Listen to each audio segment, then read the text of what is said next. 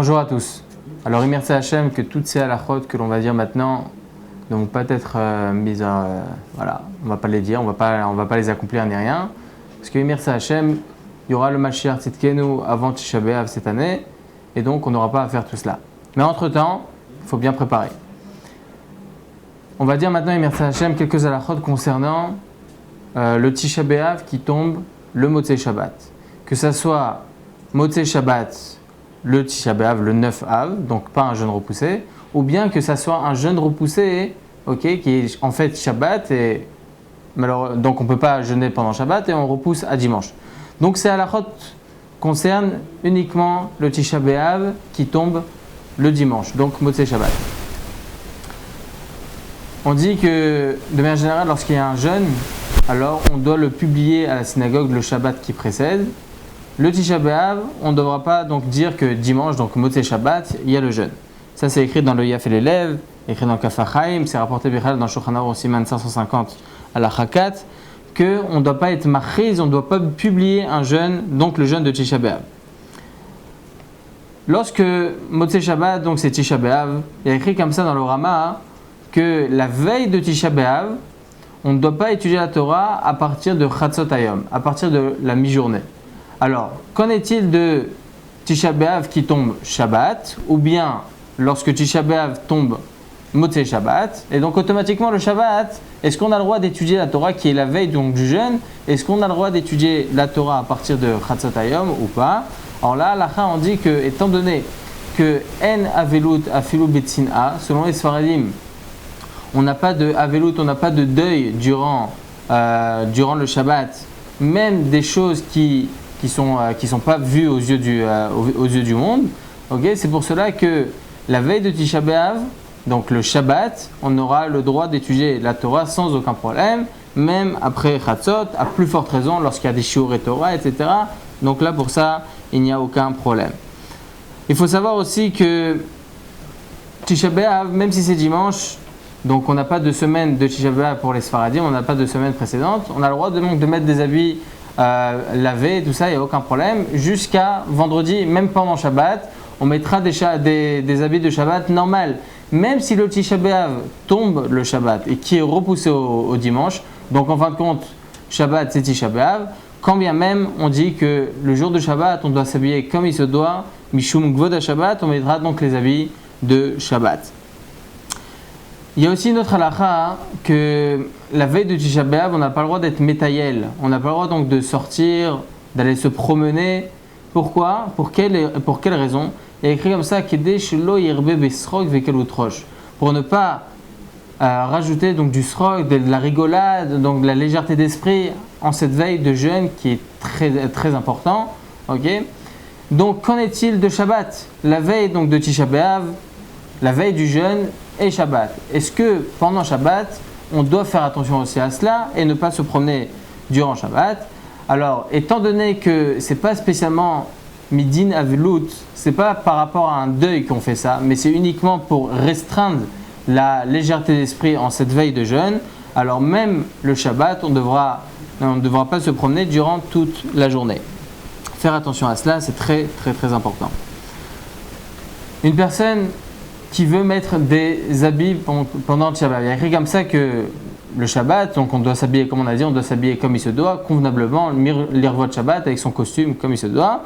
Maintenant arrive Motzei Shabbat, on va expliquer ça, merci Hachem, comment on doit faire les choses. Arrive Motzei Shabbat, on doit mettre d'autres habits, on ne doit pas garder les habits de Shabbat.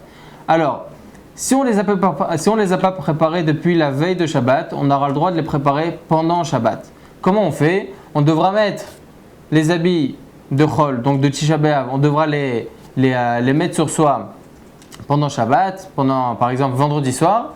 Ensuite, le Shabbat matin, on mettra nos habits de Shabbat. Ou bien, Shabbat matin, si on ne les a pas encore préparés, on les mettra sur nous et après on dort avec, on peut même dormir avec, il n'y a aucun problème. On dort avec, au moins on les aura utilisés durant Shabbat. On aurait pu se dire, étant donné que là on prépare pour le Chol, c'est interdit de préparer mi-Shabbat les Chol, c'est interdit de préparer depuis le Shabbat pour la semaine, et donc en l'occurrence pour Tisha B'Av. Donc comment aurait-on le droit donc de préparer des habits pour Tisha B'Av? Alors étant donné qu'on les utilise pendant Shabbat, par exemple on va manger avec, on va dormir avec, ou n'importe, alors là c'est considéré comme étant les utiliser pendant Shabbat, ça ne sera pas considéré comme étant préparé du Shabbat au Chol. Encore autre chose, on n'a pas le droit de dire pendant Shabbat les kinot. Okay, les kinot, c'est ce qu'on lit le soir de Tisha B'Av. On n'a pas le droit de les lire pendant Shabbat. Pour quelle raison? Parce que ça apporte la tristesse. On n'a pas le droit d'être triste pendant Shabbat. Au contraire, il y a écrit comme ça que même si le Tisha B'Av tombe Shabbat, et donc que le Tisha B'Av et donc le jeûne est repoussé au dimanche, le 9 Av quand même, ça reste Shabbat. Donc on devrait rester un peu triste. Eh bien non. On doit être totalement comme un Shabbat normal. Ad Kedekar, il y a écrit comme ça que la Souda Shlishit, on devra la faire comme Shlomo HaMelech Bismano. C'est-à-dire qu'on doit être attablé comme lorsque Shlomo HaMelech était attablé lors de sa royauté. Donc bien entendu, viande, etc., il n'y a aucun problème. Même la Seudat Mafseket, on sait très bien que de manière générale, lorsqu'on va faire la Seudat Mafseket, c'est quoi la Seudat Mafseket? C'est ce qui va définir l'entrée du jeûne. C'est-à-dire que de manière générale, lorsque Tisha B'Av, par exemple, tombe un lundi soir, alors lundi avant le coucher du soleil, on doit faire une Seudat Mafseket. C'est un œuf, du pain, on doit s'asseoir par terre et manger. On ne doit pas s'asseoir à 3, mais on doit s'asseoir par terre et on doit arrêter donc de manger à partir du moment où on mange cet œuf-là et ce pain-là. Maintenant, Seudat Shlishit, donc qui est la veille de Tisha B'Av, comment on doit faire? Il y a écrit comme ça, on ne doit rien faire pendant cette Seudat Shlishit. On doit manger comme il se doit, on doit manger même de la viande, boire du vin sans aucun problème. Qui Seudat Shlomo HaMelech Bemalchuto. C'est-à-dire qu'on doit être attablé comme il se doit, on ne doit même pas s'asseoir par terre, rien du tout. Quelques minutes avant le coucher du soleil, on doit s'arrêter. Ça, il faut faire attention à cela. Il ne faut pas s'arrêter bédiouk au coucher du soleil parce qu'on ne sait pas exactement, on ne peut pas être exact sur l'heure du coucher du soleil. Tout dépend là où on est. Quelques minutes avant le coucher du soleil, on doit s'arrêter de manger.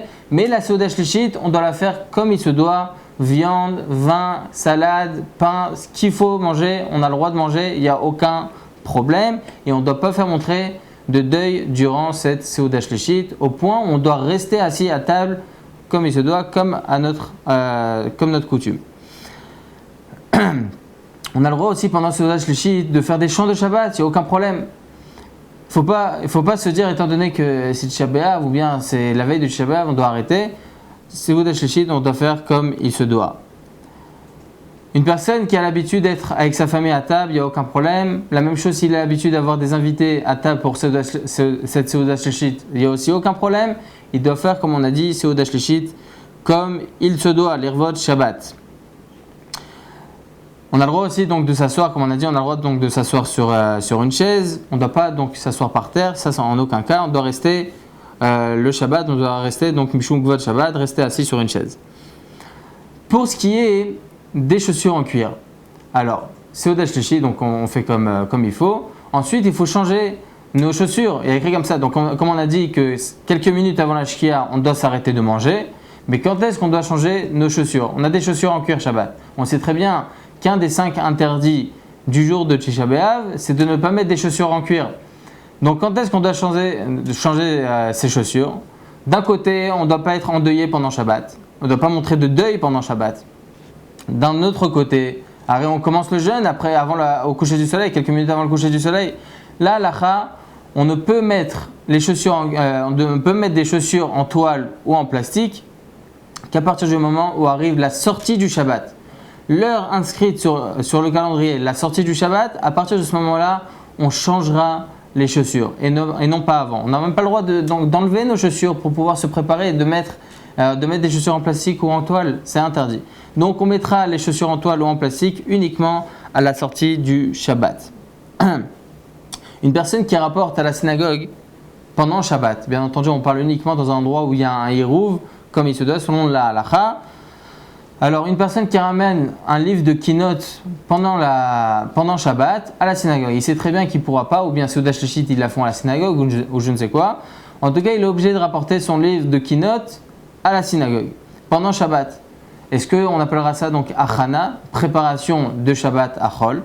Alors oui, il faut faire attention à cela. C'est pour ça qu'une personne qui rapporte son livre de Kinot pendant Shabbat, il devra lire quelques passages, uniquement quelques passages, parce que comme on a dit, on n'a pas le droit de lire des Kinot pendant Shabbat, parce que ça rapporte la tristesse. Mais pour ne pas que ça soit considéré comme étant une préparation, il lira seulement uniquement quelques passages.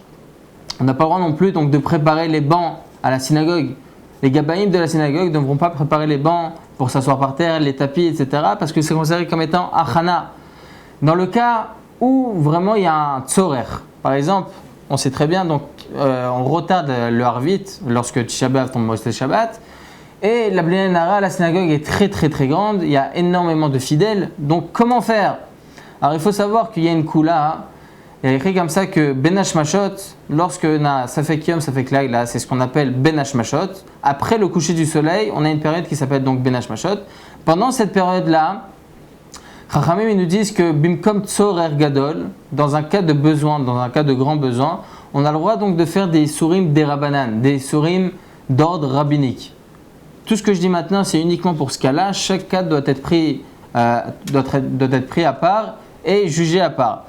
Pour ce cas-là, les Gabaïm pourront se tenir sur cette halakha, qui pourront donc préparer du Shabbat au Chol lorsqu'ils se trouvent dans la période de Ben Hashmashot, dans un cas de besoin, dans un cas de grand besoin. Donc dans le cas, comme on a dit maintenant, où il y a énormément de fidèles, donc il y a besoin de préparer avant. Lorsque la personne va changer ses chaussures à la sortie de Shabbat, il faudra faire attention à ce qu'il ne touche pas ses chaussures. Pourquoi? Parce qu'après il sera obligé donc de faire Netiat Yadayim, et on sait très bien que Netiat Yadayim, il pourra le faire que jusqu'aux phalanges, jusqu'à la fin des phalanges, donc il pourra faire Netiat Yadayim. Donc c'est pour ça qu'il faut qu'il évite donc de toucher ses chaussures, de les mettre avec un chausse-pied ou n'importe. Faire attention donc que lorsqu'il enlève les chaussures, il les enlèvera sans toucher avec ses mains, et lorsqu'il mettra les autres chaussures, il les mettra d'une autre manière pour ne pas qu'il en arrive donc à faire Netiat Yadayim. S'il peut éviter, bien entendu c'est bien mieux. Si maintenant il a touché ses chaussures, alors il fera Netiat Yadayim jusqu'aux phalanges. Il y a aussi autre chose, que les Gabaïm, ils ne pourront pas enlever la parochet, parce qu'on a l'habitude d'enlever la parochet, le rideau du Sefer Torah, on a l'habitude de l'enlever le jour de Tisha B'Av, ils ne devront pas l'enlever pendant Shabbat. Lorsque la personne va faire Seuda Shlishit, elle ne devra pas dire pour que le jeûne se passe bien. Ça c'est interdit, ça aussi ça s'appelle Achana Mishabbat Lechol. Il y a un autre problème pendant Tisha B'Av, c'est qu'on n'a pas le droit donc de faire des préparations, même des travaux ménagers. Par exemple, on veut faire le ménage à la maison. C'est problématique. Il y a écrit comme ça que tout travaux qui est fait pendant Shabbat, que ce soit même financier ou pas financier, ça ne rapporte pas de brachot. Pour quelle raison on doit éviter, on ne doit pas faire de travaux même ménagers à la maison? Parce que tout simplement, Lola Sirda Atomina Velut, comme ça il est écrit même par rapport à un endeuillé, il n'aura pas le droit donc de faire des préparations, que ce soit alimentaires, ou bien des travaux ménagers, ou bien même d'être l'Itparnès, même d'aller travailler, un endeuillé n'a pas le droit. Pour quelle raison? Parce qu'il n'a pas le droit donc d'enlever son esprit du deuil. Il doit rester dans le deuil et penser au deuil. C'est pour cela que même à Tisha B'Av, qui est un moment difficile, un moment de Pouranout, de tragédie pour l'âme Israël, donc il faudra uniquement penser à ce jour-là de deuil et donc ne pas faire de travaux ménagers. Maintenant, la problématique, c'est quoi? C'est qu'à partir du moment où on fait Seuda Shlishit, donc on rapporte les assiettes, on mange, etc., comment on va faire avec la vaisselle? Alors, il faut savoir que c'est interdit donc de faire la vaisselle à la sortie de Shabbat. C'est pour cela qu'il faudra éviter d'utiliser des ustensiles en verre, mais on mettra du plastique pour ne pas rentrer dans plusieurs problématiques. Est-ce qu'on a le droit de mettre le lave-vaisselle? Ça, c'est une autre problématique. C'est pour cela que pour éviter tout cela, il vaut même mettre des couverts et des assiettes en plastique et tout jeter après à la poubelle. Là, pour la Havdalah, Motzei Shabbat, on ne fera pas la Havdalah. Il faut savoir que pour pouvoir faire une melacha, il faudra automatiquement faire la Havdalah. On pourra rien faire sans faire la Havdalah. On fait la Havdalah de manière générale pendant Arvit. On fait Atachonantan, très bien. Pour une personne qui ne fait pas Arvit, par exemple une femme, qui ne fait pas spécialement Arvit, elle n'a pas l'habitude de faire Arvit, alors elle devra dire obligatoirement Baruch Hamavdil ben Kodesh Lechol. Mais attention, il y a quand même une petite Havdalah à faire le Motzei Shabbat cette année, ou bien les années où tombe Tisha B'Av le Motzei Shabbat, c'est que on fera sur la bougie, on fera Boré Moraesh. Une femme qui ne fait pas Arvit, qui se trouve à la maison, de manière générale, le Boré Moraesh, on le fait après Arvit, avant de lire la Megillat Echa. Donc le Boré Moraesh, on le fait à ce moment-là à la synagogue. Mais une femme qui se trouve à la maison et qui ne va pas lire donc la Megillat Echa, donc elle devra faire attention, si elle n'a pas fait Arvit, de dire Baruch Hamavdil ben Kodesh Lechol avant d'allumer le nerf, et donc faire Boré Moraesh. Un malade, une personne qui est malade, ou bien, c'est très bien une femme enceinte, ou une femme qui allait, ou bien tout autre malade qui est patour du jeûne de Tisha B'Av, qui est repoussé, alors ils feront la Havdalah de suite à la sortie de Shabbat. Il y en a certains qui pensent qu'ils devront attendre uniquement si, au moment où elles vont manger. Par exemple, elles ne vont pas manger spécialement le Motzei Shabbat, elles mangeront que le lendemain. Donc qu'en est-il par rapport à la Havdalah? Devront-elles attendre le lendemain lorsqu'elles vont manger, ou bien de suite à la sortie donc, de Shabbat? Selon le Knesset Hakdolah, et comme ça on est posé que la halacha, elles devront faire de suite après la sortie de Shabbat. Celui qui n'a pas fait Atachon Antanu dans sa Hamida, on sait très bien que de manière générale, on se rend quitte de la Havdalah. Et ce Motzei Shabbat là, Motzei Shabbat, on ne va pas faire de Havdalah. Quand bien même, il n'aura pas besoin donc de refaire Arvit, il se tiendra sur la Havdalah qu'il va faire Mirtze Hashem après Tisha B'Av. Donc comme on a dit avant la Megillat Echa, on fera Boré Moraesh. La femme qui se trouve à la maison devra faire Boré Moraesh tout seul. Par contre, faire attention, comme on a précisé, qu'elle dise Baruch Hamavdil ben Kodesh Lechol avant. Une personne qui n'a pas fait la bracha de Boré Moraesh à la synagogue, elle pourra le faire toute la nuit jusqu'à l'Otashacha. Encore autre chose, c'est bien que lorsqu'on se trouve à la synagogue, que ce soit l'officiant qui fasse la bracha de Boré Moraesh et qui rend quitte tout le monde. Bishum Berov Amadot Meler. Il y a plus de sanctification du nom divin lorsque la chose est faite de manière publique, plutôt que chacun fait la bracha. Pour ce cas spécifique, pour la bracha de Boré Moraesh et Bessamim, même de manière générale, il est bien que ce soit que celui qui fait la Havdalah, qui rend quitte tout le monde. Il ne faut pas que ce soit chacun qui fasse la Beracha. La même chose cette année, ou bien toutes les années où tombe Motzei Shabbat, Tisha B'Av, que ce soit l'officiant qui rend quitte tout le monde. Lorsque une femme ou un malade, il va faire la Havdalah, donc Motzei Shabbat, il y en a certains qui pensent que le vin qu'il va boire, il faudra le donner à un enfant. Il faut savoir que selon la halakha, il n'y a aucun problème de boire ce vin-là pour une personne qui ne fait pas le jeûne, par exemple qui est malade ou quoi. Il y a écrit comme ça qu'une personne qui boit du vin ou mange de la viande le jour du Tisha B'Av, alors il y a beaucoup de choses pas bien qui viennent sur lui. Mais lorsque on parle d'un malade, ou bien on parle donc d'une personne qui est exemptée du jeûne, donc à partir de ce moment-là, il n'aura aucun problème de boire ce vin. Il y a écrit comme ça dans la halakha, dans le Siman Retz Adiktet, Siman 299, que lorsqu'on va faire la Havdalah sur le vin, de manière générale, il faudra boire Melo Lugmav, c'est-à-dire une quantité à peu près de 41 grammes minimum. C'est pour cela que même lorsque Tisha B'Av tombe Motzei Shabbat, ou bien qui est repoussé à dimanche, une femme qui est exemptée du jeûne, ou bien un malade exempté du jeûne, ils pourront boire comme il se doit le vin, parce que là c'est Mishum Mizva. Une personne qui ne sait pas faire, un malade, un exempté du jeûne, qui ne sait pas faire la Havdalah, peut-il se rendre quitte? Est-ce qu'une personne qui fait le jeûne peut le rendre quitte et lui-même faire la Havdalah? Alors il faut savoir que oui, une personne qui fait le jeûne aura le droit de rendre quitte un malade afin qu'il puisse manger. Par contre, à partir du moment où il fait Boré Pira Geffen, et la Havdalah, à la fin de la Havdalah, il devra donner au malade ou à la personne qui est exemptée du jeûne à boire le vin. Il ne devra pas boire lui, bien entendu, ça n'y a aucune question. Une personne un malade qui boit uniquement, c'est-à-dire qu'il sait très bien qu'il ne va pas manger, il va uniquement boire. Alors, il y a écrit comme ça dans le Siman Retz Adiktet aussi qu'il n'y a pas besoin, lorsqu'une personne de manière générale veut boire avant la Havdalah, si c'est de l'eau, il n'y a aucun problème.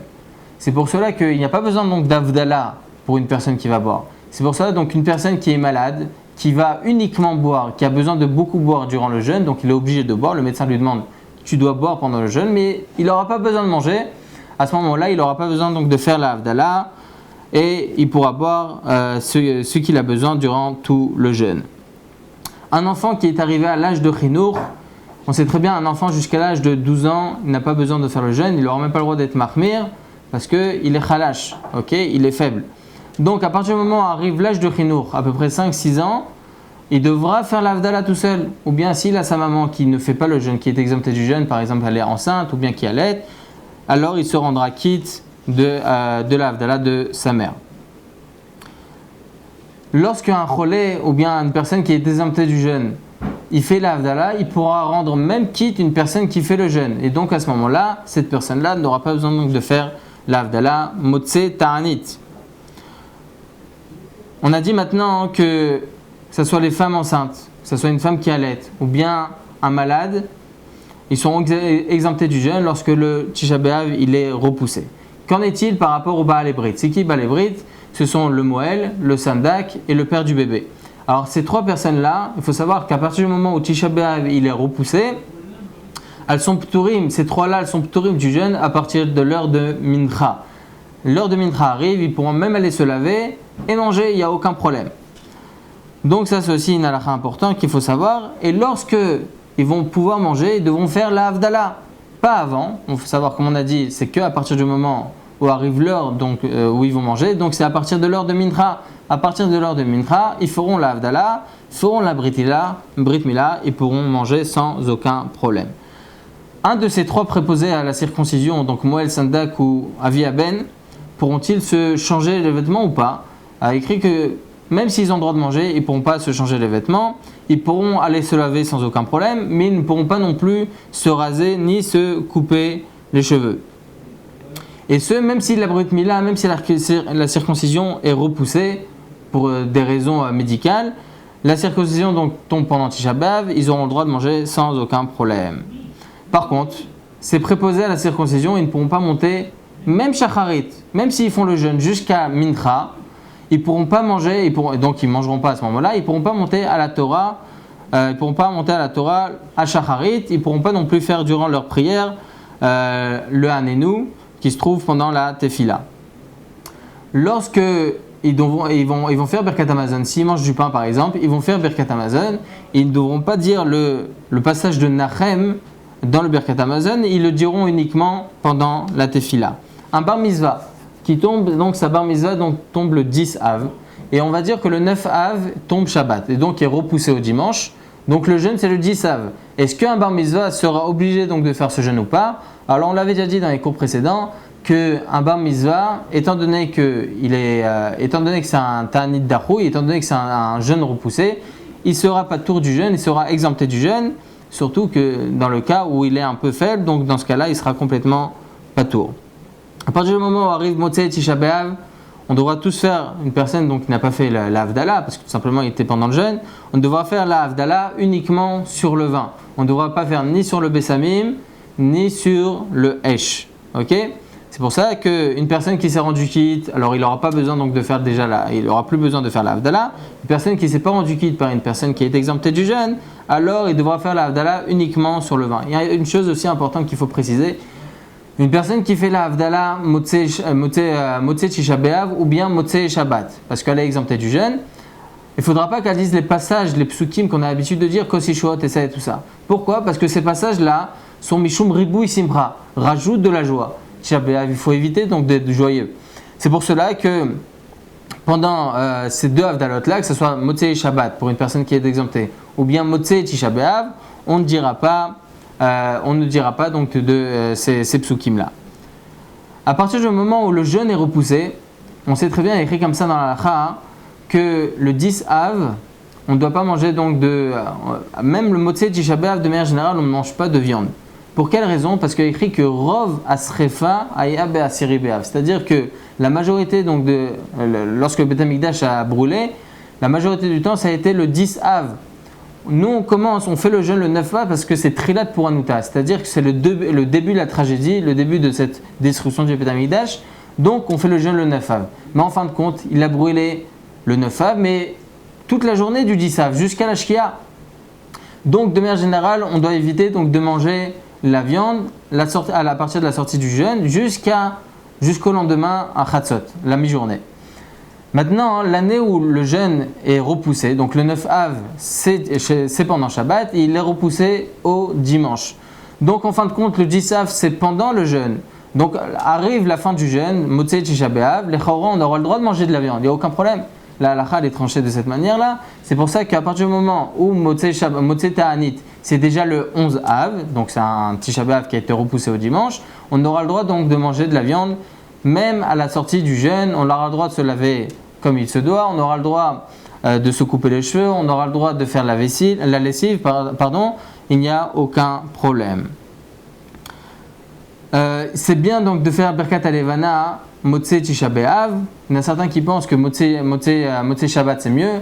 Et donc lorsque Motzei Shabbat ça tombe Tisha B'Av, il faut éviter donc de faire Motzei Shabbat la Birkat Alevana. Il vaut mieux la faire Motzei Tisha B'Av. C'est bien de changer ses chaussures et de mettre des chaussures en cuir arrivé à la fin du jeûne afin de faire cette bracha là comme il se doit avec des chaussures en cuir et bisimcha et que Be'ezrat Hashem Yitbarach on n'entende que des bonnes nouvelles. Et il faut savoir aussi une chose importante, ça j'ai pas précisé, que lorsqu'une personne a les p'toura du ta'anit, lorsque le jeûne est repoussé au dimanche et que par exemple une femme enceinte, une femme qui allait ou bien un malade ou bien toute autre personne qui est exemptée du jeûne, donc Motzei Shabbat, est-ce qu'il y a un inyan qui fasse Melave Malka ou pas? Il faut savoir que cette chéla a été posée par Rabbi Chaim Faladi, il est resté Betsaïr Riyun, il est resté dans le doute. Le Rav Yosef a été posé avec la lacha que cette personne-là est p'toura de Melave Malka. Chazak ou Baruch.